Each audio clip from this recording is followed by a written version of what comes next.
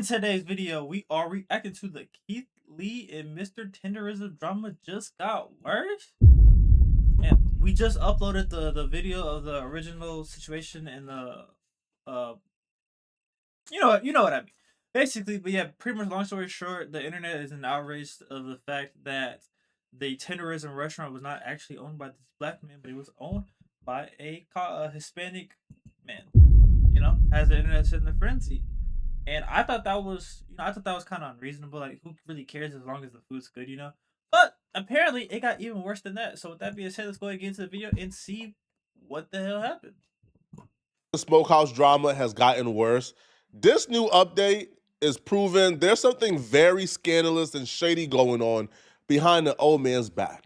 In our last video, we discussed how Keith Lee went to Destination Smokehouse to do a food review. At the end of the food review, he tried to link up with this old man from the viral videos.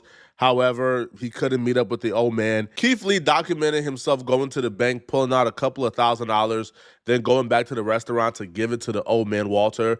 However, he was turned away, and he documented the entire thing. And this interaction at the end of the Keith Lee video brought a lot of hate and backlash to this restaurant. Before the video even gets started, I want to put y'all on to the best money play right now on the internet called How Long It's Gonna Last.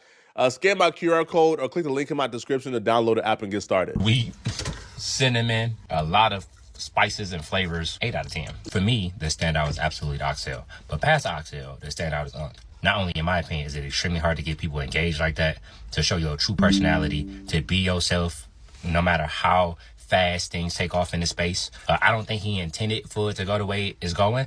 I think he just wants to show his love of food and his love of what it is that he's doing. Hell no, like he said, like he just said, there's no way hell he knew he was no way he knew this was gonna blow up like this. He was just posting because he's like, yeah, we got some good ass food, man. Y'all need to come try this, man. Come forward with us. You know what I'm saying? Come get right with this food. You know what I'm saying? We gonna get you right what you need, whatever you need, we got it. If it's barbecue, at least if you want a goddamn pizza, go to Domino's or some shit. I don't know. Personally taking $5,000 out of my own bank, and we going to say happy holidays to Unc. So, update.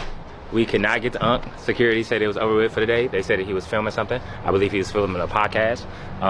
We had $5,000 in cash, or $4,000 in cash that we was going to give him a hand. Hey, Keith Lee, you still trying to get that money out, man? You can just say, give it to me, bro. You know what I'm saying? Bless Hawaii for the one time. You know, if you still got that money, though. If not, it's cool, though. I understand. Bro. They didn't take it, so we're not only gonna take this money and feed some people, but we just gonna do what we feel like. The money already. Damn, never mind. You good, Keith Lee? I know. If you still had it, you would have got me, bro. You would have got me and chat. You feel me? You would have got both of us. Supposed to do in the community. And as always, after this, I pray and hope that they continue to reach their target audience. God bless you. Have an amazing day. Y'all be safe.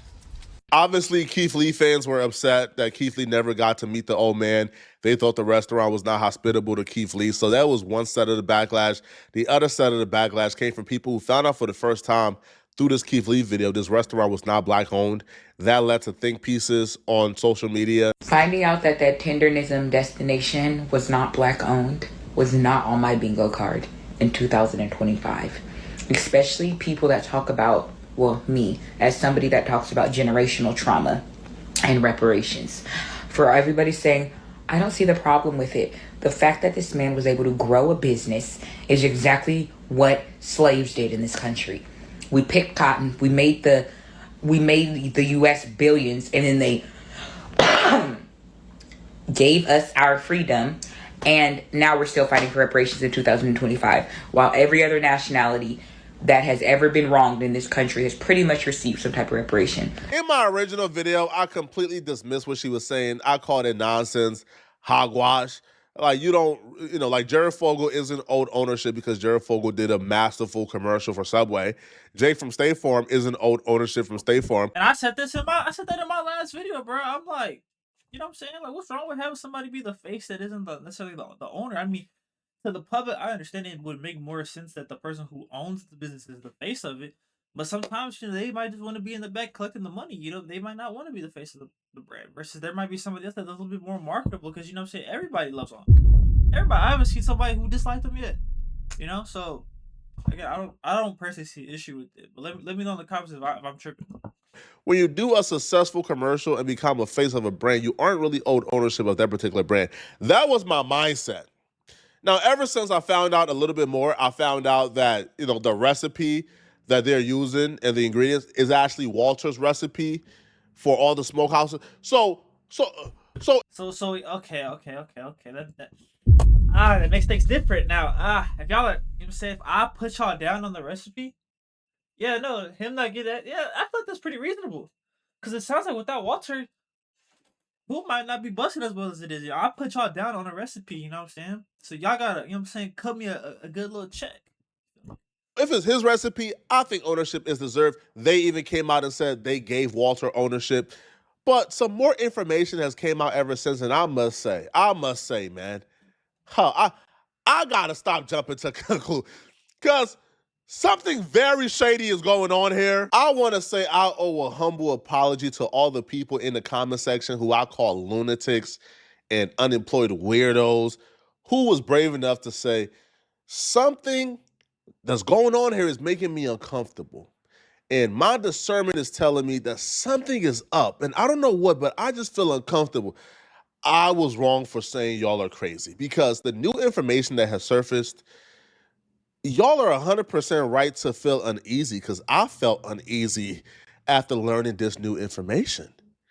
So, in their response to Keith Lee, the restaurant and Walter and like everybody came out and said the Walter is an owner, that he's the owner of the restaurant. Keith Lee don't need to feel sorry for him. He don't need. Hell no. Like I said, that he has. I'm not saying bro doesn't have no ownership of it, but he's not the owner. The other dude was very clearly the owner of the business. $4,000. He's an owner. He got big money. They was gassing up Walter and said, "Yo, you are an owner of the restaurant." So I felt good. Making it seem like Walter money with dumb long. Making it seem like Walter just having his way with money. You know what I'm saying? Walter in a double R, Rolls Royces, 300 roses. You know what I'm saying? If you know, you know. Clearly, that was not the case though. For the old man. But the new information to come out would actually say the contrary. So that's basically what I was doing. He didn't tell you who he was. He didn't tell me who he was at first. He didn't tell me. So when he walked up, he told Gio. And Gio didn't know. And Gio didn't know. Right. When he came to me, he said, "Hey, I got this amount of money. I'm not going to disclose it." He said, "I got this amount of money I want to give to to ask a couple of questions." So when I saw that, I was like, "Oh man, he's just like 8,000 people that comes in here want to talk to Hey, bro, they busy right now doing something." I told them what they was doing, and at first he was a little pushy about it. I was like, "Look, I don't know how long he's going to be. If you guys want to wait, you can. But I'm not trying to be mean or nothing. But he's doing something right now, bro. I'm not going to go get him for a couple of questions." Oh, so you gave Keith the opportunity, the option to wait, and he decided to leave. Yeah, because I told him, I said, "I don't know how long he's going to be, but if you want to wait, you can. That's fine." Oh, okay. I get it. There were some circumstances that happened after the fact with other people that he talked to that opened our eyes up to why he probably felt the way that he did. Even the way that he approached it, he didn't ask for anybody else. There's a lot of people visible on social media. To offer a tip to a business owner was crazy. That was the other thing too, is like he really thinks Walt is like this helpless guy who needs his help. How are you going to tip a business owner? Tip the whole. Nigga, what you mean? Nigga, what? If Elon Musk was like, if somebody was like, "Yo, Elon, I'm gonna give you $5K," which I don't know who the hell would do that. But if there was somebody out there that was like, "Yo, Elon, I fuck with you, what you doing, bro?" Again, another thing that'd be kind of hard to realize. But hypothetically speaking, somebody out there was like, "Yo, listen, Elon Musk, so I fuck with you got going on. Let me give you this 5 racks." Nigga, who's saying no to that? A free 5 racks? Who the fuck is saying no to that? Yeah. How you going to tip the owner, tip the whole staff? So that right there was confirmation that Walter is owner of the Destination Smokehouse. Well, that is fair too. Yeah, he could have tipped the staff because technically the staff is the one making the food. But like, if I want to give my money to a specific person, I should be able to give my money to that person. Not saying that the other people aren't deserving of money, but hey, I came here to give money to this specific person, so I want that person to have the money. An attorney did her research, and what she found out is Walter may be getting exploited and taken advantage of on the business side of things. He don't got his ducks in a row. Mr. Tenderism is in tender trouble. There are a total of 4 trademark applications pending for the word tenderism, and unfortunately, Mr. Tenderism is not an applicant on any of those applications. That's a major red flag and something really wrong with that picture. Mr. Tenderism is literally his name and his catchphrase.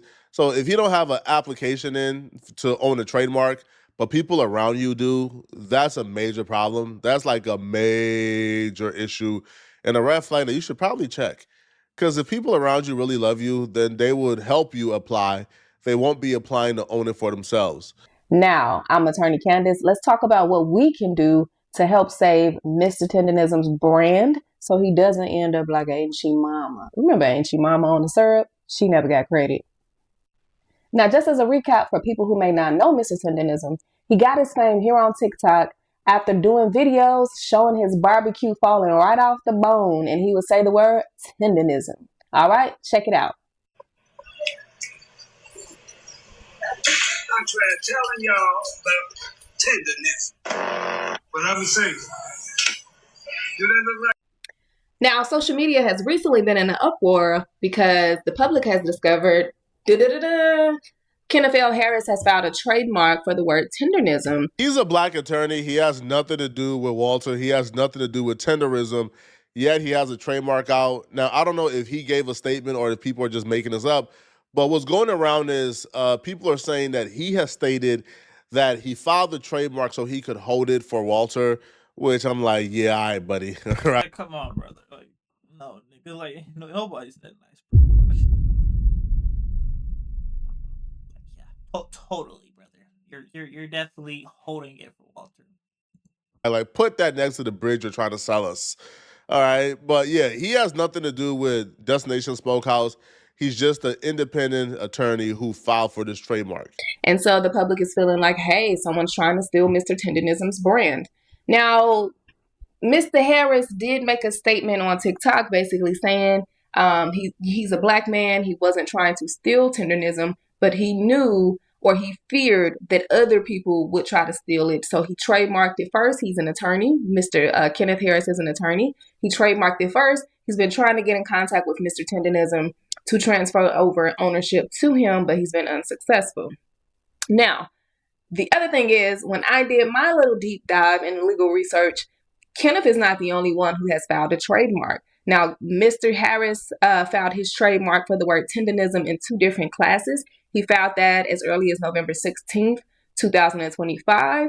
But subsequently, we have a whole separate person who has filed for a trademark. And guess who that is? Now, we've all heard of the restaurant Destination Smokehouse. But when you check the trademark records, there's a separate company called Diamond Smokehouse who filed subsequent trademarks after attorney Kenneth Harris. Now, follow this. White folks are brilliant, bruh. So, Walter is now going around thinking he's an owner of Destination Smokehouse, right? He has some ownership in Destination Smokehouse. However, the trademark was filed under another corporation called Diamond Smokehouse, which we would assume Walter has no ownership in because Walter isn't listed on any of the paperwork. What a lot of folks believe is they are letting Walter know, bro, you are an owner. You know, this is your business too, under Destination Smokehouse. And they probably did that so Walter won't see any red flags when they go ahead and proceed to apply to own the trademark of Walter's name and his catchphrase, because Walter probably is under the assumption the trademark is being owned by the business that I have ownership in, not knowing that trademark was filed for another corporation that you have no stake in whatsoever. And so inquiring minds are probably thinking, well, who is Diamond Smokehouse? Because the white boy we see on TikTok with Mr. Walt, Mr. Tenderism, his company is called Destination Smokehouse. But you know, we do thorough research around here. So let's figure out who owns Diamond Smokehouse. Now, when I did my research on the California Secretary of State site, when you search Diamond Smokehouse, Nicholas Yeppermania. That is a hell of a name right there, boy. The owner, as you can see below, is Nicholas Yepperman. Okay. Now let's go search for Destination Smokehouse and see Is it the same owner? All right, so when you pull the formal paperwork for Destination Smokehouse, you can see the name at the top. In the section that says officers, you see the same name, Nicholas Yapirian. So we conclude that Crazy. We don't see Walter's name nowhere on this shit, bro. Damn it, they jugged my old man. Fuck. They doing Unc wrong, man. That's fucked up. Diamond Smokehouse, without the trademark for Tenderism, is owned by Nicholas, who also owns Destination Smokehouse. Now, there are some statements going around on social media that, hey, Mr. Tenderism actually is a business owner with Nicholas, and he owns a portion of Destination Smokehouse. As we can see from the official paperwork, that is not true. Walt, Mr. Tenderism, he's not listed on any of the formal paperwork. The only way he would have an ownership interest in the company is if they transferred ownership shares of the corporation to him, and it would have to be memorialized in writing, some type of contract. He would have to receive the shares, things like that. I'm willing to bet that has not happened. Now, the other thing that comes into play before we get to a resolution is this. The employee-employer relationship is always important when it comes to who owns the intellectual property. Typically, when you work for an employer as their employee, what you produce in your day-to-day duties as a part of your employment belongs to the corporation, the employer, okay? However, if you are an independent contractor, the same is not so. Now, from what I've seen in these videos, from what my intuition is saying, there is no employee-employer relationship. It looks like Mr. Tenderism is an independent contractor. And if that is the case, then Destination Smokehouse, Diamond Smokehouse, what are any of the Destination Smokehouse's affiliate companies, they have no ownership in Mr. Tenderism's intellectual property. None at all. He's an independent contractor. All right. But obviously, we would need more facts and information to fully clarify that. Wow, bruh. Now, worst case scenario here, I'm talking about worst case scenario. Walter owns nothing. Walter probably got like a revenue share. He got a percentage of the revenue. For example, a 20% revenue share is not the same as 20% ownership in a business. Like, for example, if let's say, I don't know, I get like an editor, right? And I tell the editor, hey, I'll give you 20% of the business revenue. He has a 20% revenue share. Now, he might go around saying, man, I'm not no employee. I get a percentage of the revenue. I'm an owner. You're not an owner. You have percentage of the revenue. So I think Walter, probably not knowing any better, is getting revenue share and thinking he's the owner. When they look at the paperwork, no, buddy, like, you're nowhere to... Yeah, they would have got my ass too. Boy, I would have been that whole saying I was the owner too. Yeah, they would have jugged me too. They would have jugged me right with you, Walter. No, sorry, buddy, is not that, okay? It's not that at all. Not only that, but them folks about to own your name, bro. You won't be able to call yourself Mr. Tenderism if you leave this corporation. Understand that, bro. Now, obviously, that's probably done to protect their business, right? Because if he takes Mr. Tenderism and the brand and the catchphrase and the everything, and he takes that brand to another... Which is crazy because he literally came up with that shit himself. So what you mean if he went and people want to support him up to where he can start his own steakhouse and be there? What you mean he can't bring the name with him that he came up with? Like, you niggas had no part of this? Fuck. Another smokehouse. Now, guess what? He's making that smokehouse bigger than... Right? So I could see why they're doing it that way. But man. I couldn't have been any more wrong. So the way that Mr. Tenderism can protect his brand, regardless of the current trademarks that are filed for the word Tenderism, is he needs to copyright and trademark his likeness, okay? Just like we bought the Ainchi Mama syrup because the black woman was on there, a pretty wholesome looking black woman. It looked like she knew how to get down in the kitchen.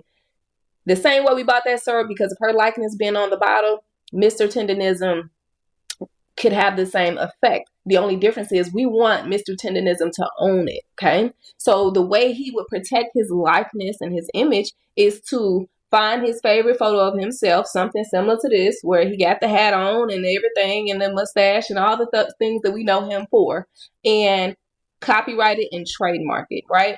And this way, this will solidify his particular brand regardless of the word tenderism being going through a trademark fight right now. Because you know what? He could slap his photo of himself on any products and we would buy it because now we know, okay, this is his product. This is him. Okay. He can slap his photo on a logo for his own restaurant, just like KFC, just like McDonald's. When we see KFC, when we see the old white man with the gray beard and all that, we know it's KFC. Okay.